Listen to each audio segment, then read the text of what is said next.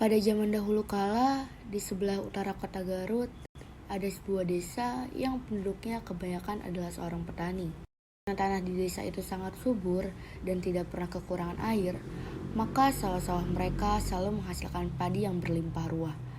Namun, meski begitu, para penduduk desa itu tetap miskin kekurangan. Hari masih sedikit gelap dan embun masih bergayut di dedaunan. Namun, para penduduk sudah bergegas menuju sawah mereka. Hari ini adalah hari panen. Mereka akan menuai padi yang sudah menguning dan menjualnya kepada seorang tengkulak bernama Nyai Endit. Nyai Endit adalah orang terkaya di desa itu. Rumahnya sangat mewah, lumbung padinya sangat luas, karena harus cukup menampung padi yang dibelinya dari seluruh petani. Ya, seluruh petani di desa itu. Bukan dengan sukarela para petani itu menjual hasil panennya kepada Nyai Endit. Mereka dengan sangat terpaksa menjual hasil panennya dengan harga yang sangat tidak wajar. Karena jika mereka tidak ingin menyetorkan kepada Nyai Endit akan menyuruh para centeng-centengnya untuk mengganggu mereka. Lalu jika pasokan padi mereka habis, mereka harus membeli dari Nyai Endit dengan harga yang sangat mahal.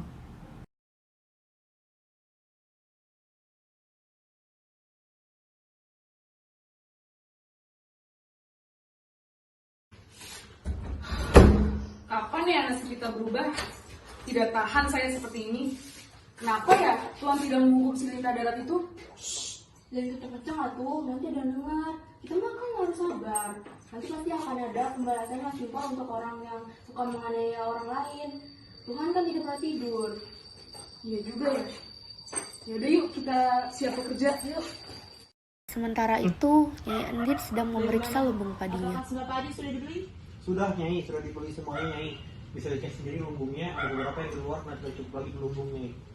Bagus. Sebentar lagi mereka akan kehabisan beras dan membeli semua padiku. Dan aku akan semakin kaya. Kamu tetap jaga para petani itu agar tidak menjualnya ke tempat lain. Dan hukum mereka bagi yang membangkang. Siap Nyai, terima kasih Nyai. Dan benar saja, beberapa minggu kemudian, para penduduk desa sudah mulai kehabisan bahan makanan.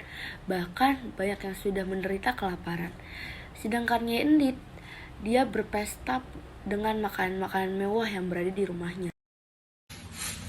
Aduh Pak, persediaan beras kita mulai menipis. Dengan terpaksa kita harus membeli ke Nyai Endit. Tapi kan tanggal 11 bilangnya harganya lebih mahal daripada harga beras yang kita jual dulu. Yang mahal tuh Neng. Padahal urut itu juga perlu untuk kebutuhan yang lain. Ya Allah, tolong ringankan beban kami ya Allah. Begitulah gerutuan para penduduk desa atas kesewenang-wenangan Nyai Endit. Suatu siang yang panas, dari ujung desa nampak seorang nenek yang berjalan terbungkuk-bungkuk. Dia melewati pemukiman penduduk dengan tatapan penuh iba. Kasihan pada penduduk desa ini. Mereka menderita hanya karena kelakuan seorang saja. Sepertinya hal ini harus segera diselesaikan.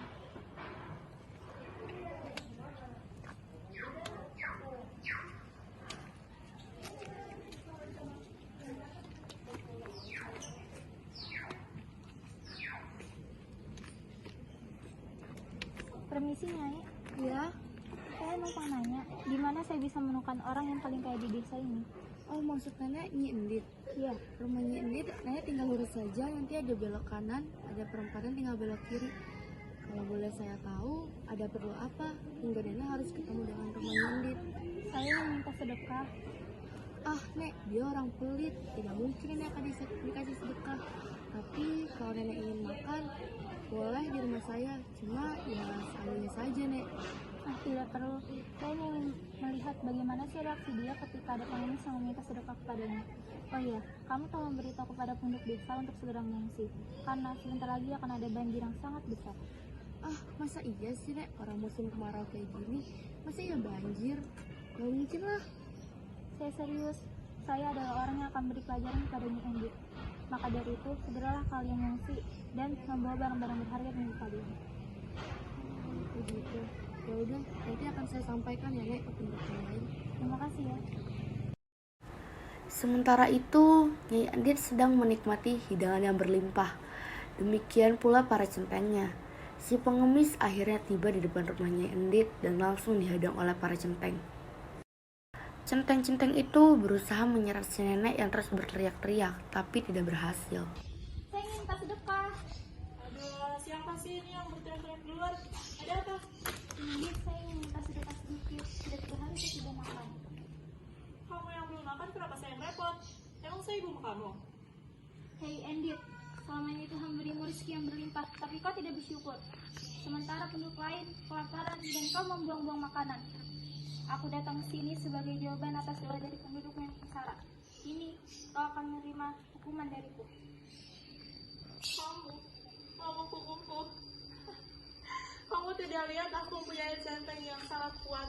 Kamu sekali pukul juga tadinya sudah mati. Kamu tidak perlu repot-repot mengusirku. Aku akan pergi dari sini jika kalian bisa mencabut tongkatnya dari sana. Hanya mencabut tongkat itu. Tanpa tenaga pun aku bisa mencabutnya.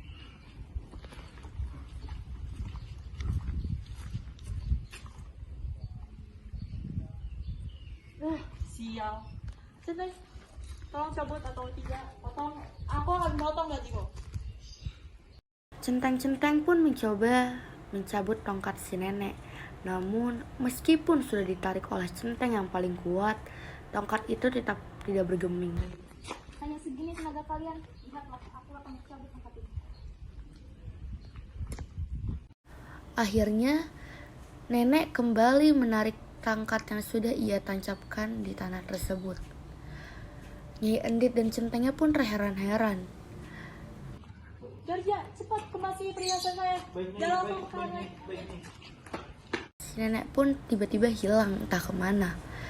Tinggal Nyai Endit yang panik berusaha untuk menyelamatkan harta bendanya dan dibantu oleh centengnya. Dia berusaha berlari, namun tetap saja kejadian naas menimpa Nyai Endit. Demikianlah cerita itu usai. Cerita ini merupakan salah satu cerita rakyat yang bernama Situ Bagendit. Situ yang artinya danau dan Bagendit yang berasal dari kata endit. Dan beberapa orang percaya bahwa kadang-kadang kita bisa melihat lintah sebesar kasur di dasar danau. Katanya itu adalah penjelmaan Nyai Endit yang tidak berhasil kabur dari jebakan air bah. Sekian dari kelompok kami. Mohon maaf apabila ada kesalahan dalam perkataan dan perbuatan. Wassalamualaikum warahmatullahi wabarakatuh.